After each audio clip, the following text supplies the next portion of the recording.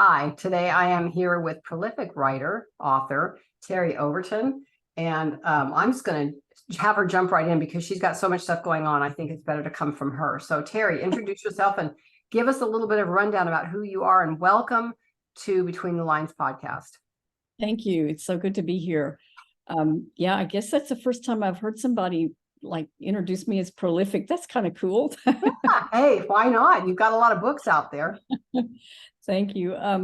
Yeah, as far as my background goes, I was looking at something today on Facebook, and somebody said, what would you advise, new writers or people who think they want to write? And my advice would be, don't wait till you retire to write, because that's what I did. I wrote in a different, way. When I was a university professor, I had to write a lot of academic stuff.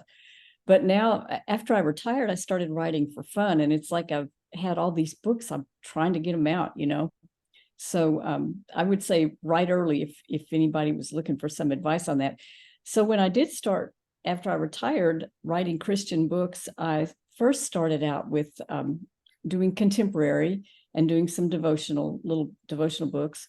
I started out with traditional publishers, and I still am writing for one traditional publisher. But now I'm also switched to indie. And the main reason that I did is because of time. I just have this sense, that we're only given so much time when we can do this. And it's hard enough to find time in the day. But when you start looking at your life, you think, I do feel like I need to help, people get some messages that they need, especially kids. They need to kind of learn some things that they're not learning in other places. And so I want to put books out that offer that. So I switched then to writing more for middle grade, early grade, readers, and middle school readers, and even teenage level books. I do have some early readers with the traditional publisher also. So it's both, and I love working with traditional publishers. I think that's a great avenue, especially if you have years and years ahead, because they do take longer to get things out. Right. So indie publishing gives you a little bit more control of that. So when I started writing for this level, the first book I wrote was actually for this level as an indie publisher, indie author, is Legends of the Donut Shop. And I don't know if you've seen that on my page or not. I have. I love that title. Yeah. I remember seeing the cover. The story behind that is that it was a group of old guys that my dad met every week or even twice a week, and they'd sit around and eat donuts and tell these tales. And they were all vets and, retired law enforcement, all kinds of occupations, a rancher. And so when I was up, because I still did that as an adult, I'd go with him. And when I was there one time, one of the guys said, Terry, your next book, you need to write a book about us, because kids don't know what we do here. And they come in and grab a donut and look at us like, what are all those old guys doing? And so I did. I came back and I started writing it, and thinking it would be dedicated to my parents, because my dad is one of the main characters in there. He's the grandfather. And a lot of the stories are kind of loosely based on some of their stories, but there are some that are more connected to my dad's history as a Korean War vet. But so he got to see the cover of it, and then he and my mom both passed away from COVID before they got to actually hold it in their hands. I'm sorry. Yeah, well, it was hard for me at that time, because I really wanted them to actually see it and hold it and read it. And but so many people have said, oh, they've read that. They've read that now, my mom was my greatest cheerleader. She was, from the time I was 12, she was encouraging me to write. Oh, isn't that wonderful? She was wonderful. And she passed away at the age of 69 from leukemia. And I was not writing at that point. And it was a year later I started writing. And a cousin of mine would say, I could just see your mom up there in heaven, just smiling away, because she always said you were going to be a writer. So it's hard when your parents were part of that journey for you, but they don't get to see it here on earth. Well, the donut shop buddies all showed up at the funeral as pallbearers. And so I gave them all, signed copies of the book, because they knew it was coming out. So it was kind of a bittersweet thing for them. Yeah. But that was my first effort as indie for that level, and it's for preteen and teen readers. And then I started as indie doing the Underground Book Reader series, and that one came about from kind of what we were talking about a minute ago, that there's not enough really good, wholesome Christian family values, clean books out there that kids, first of all, are exposed to, and then secondly, that really is engaging to them. And I'm concerned about maybe the kid who doesn't like reading that much anyway. So I wanted to have a series out there that's a little bit kind of edgy Mhm. in the sense that it's sci-fi, a little bit almost dystopian, it's a futuristic kind of book. And so I started that, and it's just kind of really, the story just keeps going. I planned on 6 books, and now I don't know, because I don't think those kids are going to solve all the world's problems in 6 books. They're trying. But the setting of it is begins in the year 2031, and which is not too far in the Oh, I future. was gonna say, Kind of yeah. scaring me, because a lot of what I see going on in the world is happening in this book. And I'm thinking, somebody even asked me that, is that a prophetic book or is it a science fiction book? But they're in a world where all books are banned. So, I mean, I know we have some book banning going on now, and it's depending on who you listen to or read about in the news, which books kids are exposed to or not exposed to. So I was concerned about that, and speaking with some librarians, public community type libraries, public school libraries, and their concern was that they're not allowed to spend the money on books that are openly Christian. And so one of them said, well, I can buy them if they don't have anything that looks Christian in the title. Doesn't that just break your heart?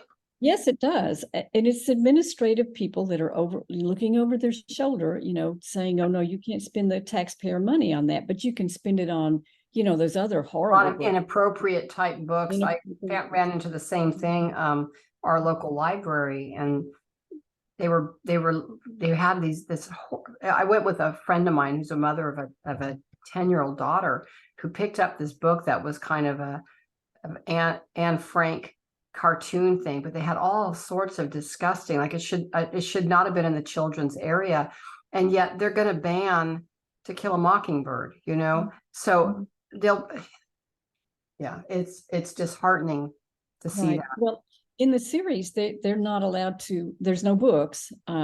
Schools are destroyed. The churches were all burned down. And their parents have either been taken to work camps or they died from some mysterious disease, which is, we've been through that already with COVID. So they're in a world then where they don't have many adults at all, and they find each other, and they find books, and they find Bibles, and they make it their job kind of to look in abandoned buildings and see if they can't find some books. And they hide them all in the caverns in the Blue Ridge Mountains. And so when I was writing it, we went up there and toured some of the caverns just to give me, the feel for the setting of it. And then they go there.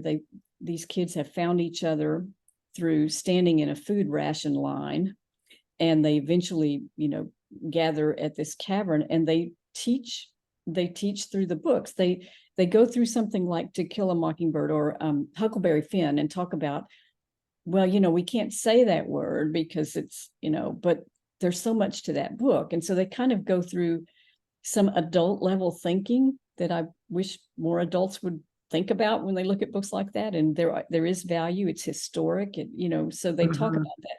But they also have Bibles, and they hide those, and they have a little church, Bible study once a week.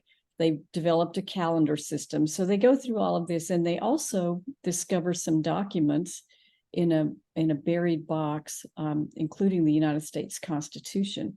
So throughout the series, they are discovering and providing information to the readers about things like what's in the preamble, what's in the Constitution itself, what are all the articles.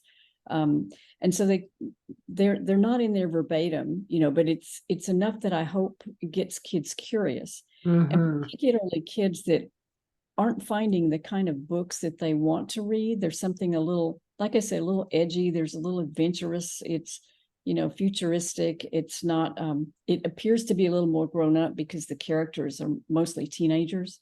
So even though it's a 9-year-old could read it, they might be attracted to it because the characters are older, and, teens are kind of cool when you're 9 and 10 years old.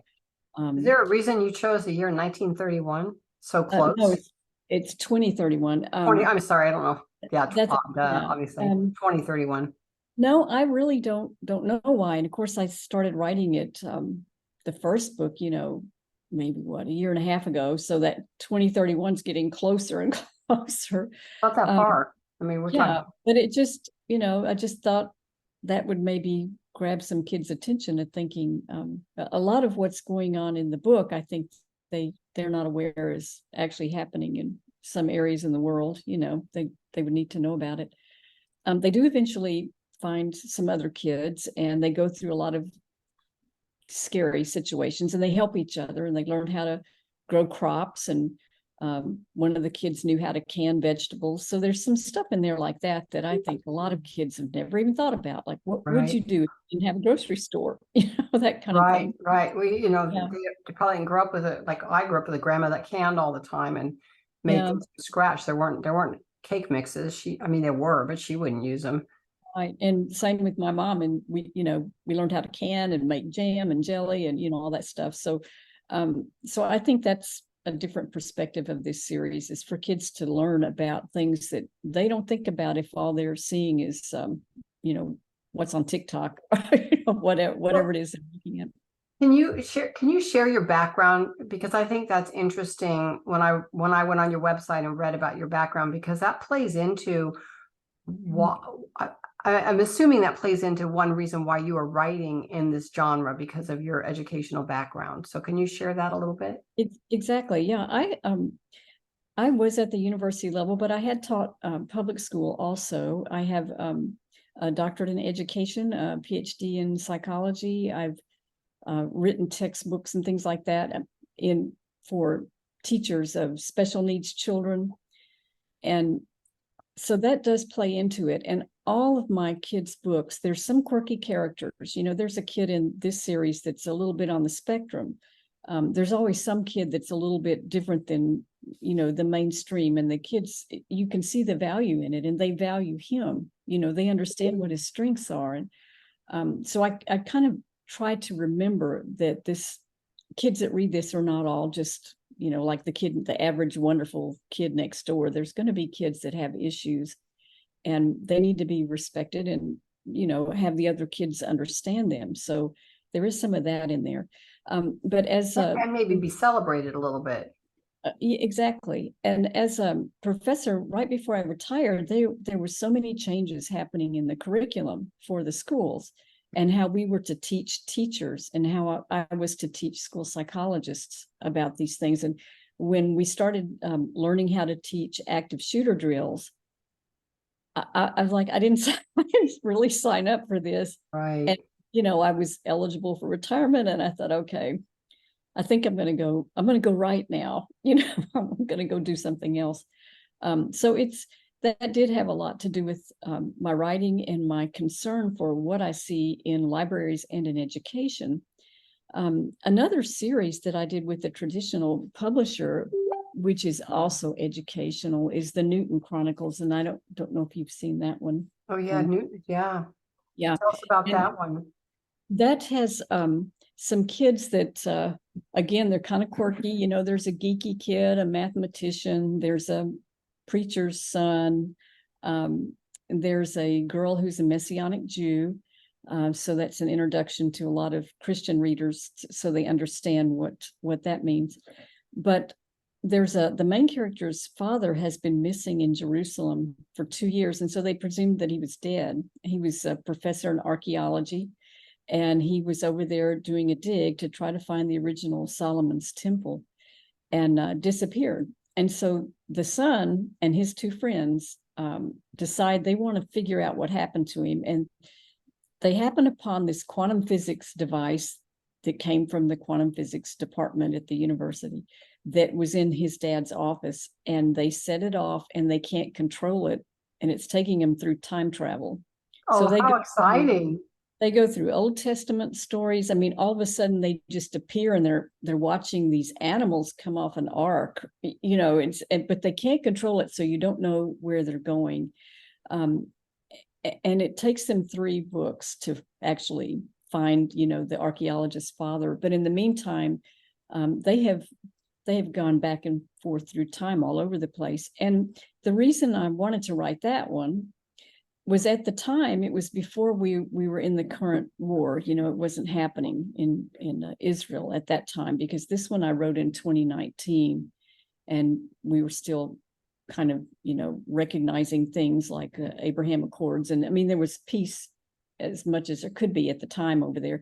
But I just wanted kids to understand, why is the Middle East important? Why do people keep talking about that? And so through these time travels, they see what's happened there. And it even goes into, a little piece of World War II, what was happening to the Jewish population then, as they're traveling back and forth. But they never know where they're going to land. And they're just kind of quirky, silly. I've described them many times as being knuckleheads, because you would not see these 3 kids taking off on this kind of adventure, but that's what happens. And anyway, I won't tell you the rest of it, but they see some pretty awesome sights. And I can't imagine being a kid who's 12 or 13, all of a sudden being someplace like that in time, what that might feel like. So Especially with, I don't know, you think back to the educational level of kids years ago, and they don't get that same education today, and so to try to reconcile everything going on, and to be able to read what they're reading and to see what they're seeing and try to make sense of it, I think would be even more challenging than maybe somebody, say, 50 years ago. Exactly. And I mean, it even was for me writing it, because of the world history involved. And I was, glad I was able to get, I don't know if you've ever seen one of those huge world history diagrams that it shows you all of the history. I mean, everything, and not just Western history, but the whole world history, and how it interplayed with what was happening in the Old Testament and the New Testament. And it's just phenomenal. And so it was a real education. It was like, I felt like I was in a little study course, just learning enough to put these kids in this time period or that time period, Nice. Have you ever been to the Creation Museum? No, but that is on my list, that and the Ark.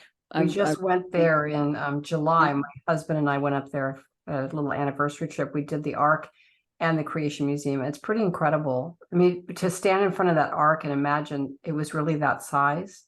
Oh, no. Pretty incredible. And going through it and seeing where all the animals might have been and how they would have done the feeding of them, and all the things that they had to do. And even the animals themselves, they had replicas of animals.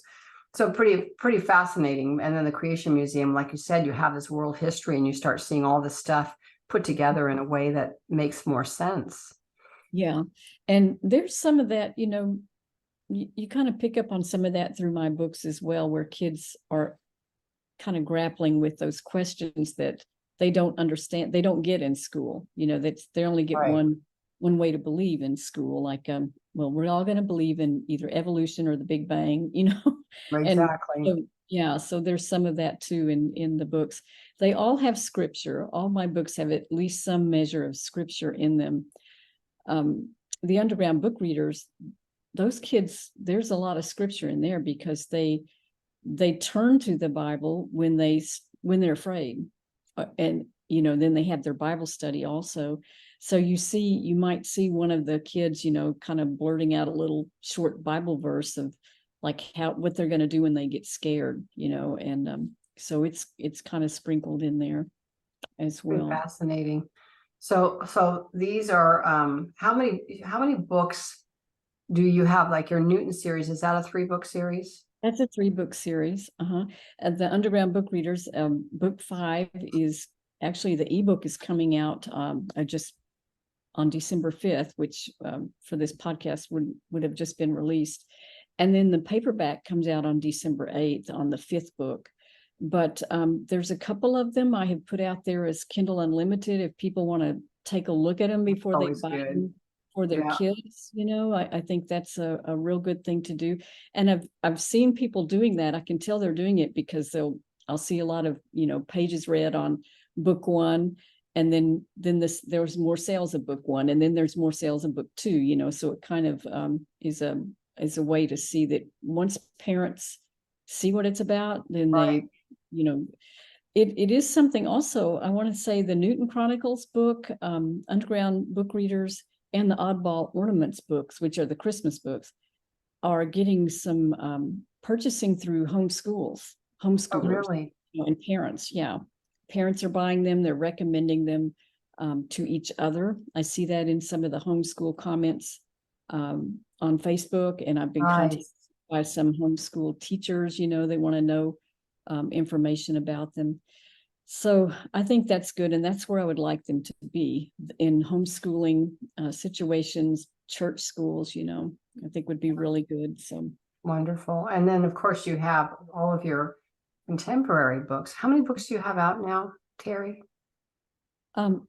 that's a really good question. I have to count them. The last time I counted, I think it was like 14 or 15, but I have still a couple more coming out with the traditional publisher. I think maybe 4 more coming out with the traditional publisher over the next year or two, because they kind of are backlogged a little bit. So I've got those coming out, and then the Underground Book Readers. Like I said, I'm not sure if it will end at book 6 or go to 8 or something, because the kids, the one that's coming out this week is called The Journey. So they've kind of been able to escape this world force that's taken over, and they're kind of out in the country on a journey trying to find a place. They want to set up a new free land themselves. Of course, they've got the copy of the Constitution with them. They got their Bibles with them. So, they're trying to find a place to start all over again. Nice. And they go through the American Revolution, and they're like, well, we fought for independence once. Why did we let these other countries take us over again? So there's quite a bit of history in that series. Nice. That's nice. Yeah, that's exciting. They sound wonderful. And I'm going to look into those myself. So did you find indie publishing to be challenging, to the actual idea, not idea, but maybe the work of trying to get everything indie published? Did you find that challenging?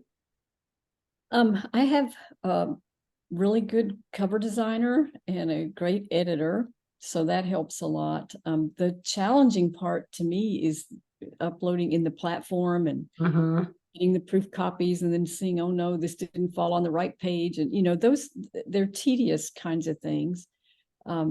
But that's the advantage of going traditional, because you kind of turn it over and take a breath until they contact you again. Right. Until they send you your edits and say, okay, now you need to do these edits. Yeah. But I get that from my editor too. And we'll go, 2 or 3 rounds of editing, whether it's traditional or doing my indie books. But yeah, that and the advantage of the control of time is my biggest advantage for doing the indie, just because it's quicker. And I know with my academic work, that's been published through, a big publisher, and they take long too. I mean, they just do, so. Yeah, it's the way. So I know when I have my books are due a year before their release date, but I have the release dates all set up. Like I know the date they're coming out a year in advance, which is nice. Right. But Yeah.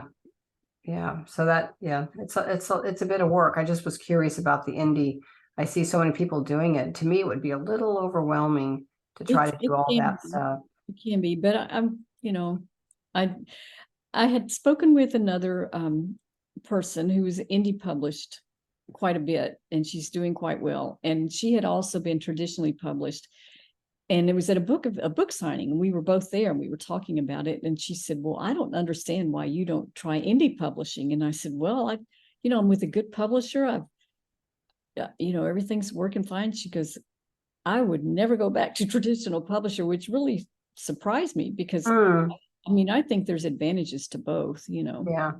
So, well, the marketing, I know they don't do a whole lot of that anymore, but there is some level of marketing that they do, and that can be tedious in itself, all the marketing. that part is to me is the hardest part as Yeah. an indie author, is getting the word out there. Setting up your own book signings and that kind of thing. It can be that way. Well, even I'm with a traditional publisher and they don't set up my book signings. I still have to set up my own book signings and stuff. Well, I do with this publisher. And I've published with more than one traditional publisher, so I guess it depends. I do think the world of publishing has changed so much that even now traditional publishers are, it is like you say, the marketing is not much more than what you do as an indie Right. author. So, You're kind of on your own either way. So exactly. yeah, that's an interesting. Well, it's been so nice speaking with you today, and I hope when book 6 comes out, you can come back and talk to us some more about it. Yeah, I would love to do that. I've enjoyed your books sound fascinating. I'm excited. I'm going to go look on the KU and check it out. I've got some granddaughters that love to read, and so this is the kind of book that I like to put into their hands, not the garbage that's out there. And you want to be able to trust what you're handing them to read, that it's going to be biblically based and still clean, and you don't have to worry about things that are hidden in there. And it's getting harder and harder. Yes, it is. Really is. Especially when they're told at school that these books are okay. Well, and yeah, they're celebrating some pretty bad stuff, and it's like the world has gone upside down. It's topsy-turvy. It's all, Jesus is upside down kingdom. Yes. And the enemy is got his upside down kingdom too. And people are buying into the lies. Yeah. I'm going to tell you, speaking of the enemy, I did do an ad not long ago, a Facebook ad, and it was on the underground book readers. And oh my goodness, I just felt like there was so much evil in the world. People really commenting on their, Christians are just trying to groom kids. I'm like, what are you talking? Talk about backwards. Upside down, completely upside down. It stressed me out so much. I just thought, I'm not going to do that again because it was too stressful to deal with those things. But there's the enemy, he's a liar, he's a deceiver, and people are being deceived. And when you're broken and I think there's such a fear of those that do not know Jesus Christ. There's such a fear of surrendering to him, and yes. their fear is being judged and being put down, or and the truth is it's freedom, freedom to absolutely. We don't get any other way. And I don't want to conform to this world, that's for darn sure. So especially the way it is today. Oh my God. Absolutely. It's gotten so bad. It's just frustrating and so bad. I mean, we live in Tennessee, and they're holding it back a little bit. It's not like we came from Northern California where Northern California and Southern California are like two separate states as far as I'm concerned, just with the politics and some of the stuff going on. But yeah, it's going to hit everywhere. It's just the enemy, and it's the way things are going. And well, we're trying to hold out here in Texas, but if you're in Tennessee, where in Tennessee are you? Because next time we drive through there, I'll let you know. Oh, that would be great. We're Middle Tennessee. Yeah, we're an hour south of Nashville. Oh, so cool. We're right in the middle. So when we moved out here, I really kind of wanted to go to Eastern Tennessee, but my father-in-law had just passed away, and my mother-in-law I don't remember, she was 90 years old, was by herself. Well, my sister-in-law was there helping out, but my husband wanted to be able to get back there as much as possible, and to get from Knoxville all the way to Nashville, and then you got to fly to California. It's not easy, but here we were right by the airport. So he would fly back every 4 to 6 weeks, and I would go with him every other time. We drove back for the holidays. We go back in September, October, and stay all the way through Christmas with her. And it was actually some really good times. And she passed away actually September 11th, 2020. So, we're not jumping on planes going back there so much anymore, but we haven't done a whole lot. We were actually in Israel. We got home 2 days before the war broke out. So, oh my goodness. Yeah. And my husband got sick. I don't know if he had COVID. I don't know. He was 2.5 days in bed with a fever the last 2.5 days we were there. And we thought, oh my gosh, are we even going to be able to get on a plane? And then I was thinking, if I caught it, I never caught it, God's grace. And he was over everything before we got on that plane. It was like the Holy Spirit just lifted him and strengthened him. And it's funny because on the way over, it was packed because all these Jewish people were going back there for the holiday. Well, of course. So the plane was packed with people, with Hasidic Jews and Orthodox Jews and people that were doing all the things. It's interesting. You're sitting right in this plane watching them with the phylacteries and the prayer things and all the things they do. But on the way home, when I was worried about him, I didn't know if he was going to expose himself. There was nobody on any of our flights anywhere near us. Like the aisles, God had cleared the aisles. So it was incredible. And then we got home Thursday for Saturday morning. All that happened. So it's like, just thankful we got home before. Yeah, it's pretty sad stuff going on, but it's been nice. It's been real nice, Terry. And looking forward to talking to you again sometime. And I see you on Facebook all the time and going back and forth. And that's been a real pleasure too. So thank you for joining me today. I appreciate it. It was so nice to see you face to face. You don't know who somebody is until you actually get to see them and talk to them. That's right. Yeah. So I thank you so much. And I wish you the best on this release of this book. And I hope you and your husband and your family have a blessed Christmas. Thank you. And you too. And I'll talk to you soon. Okay. Bye. Bye-bye.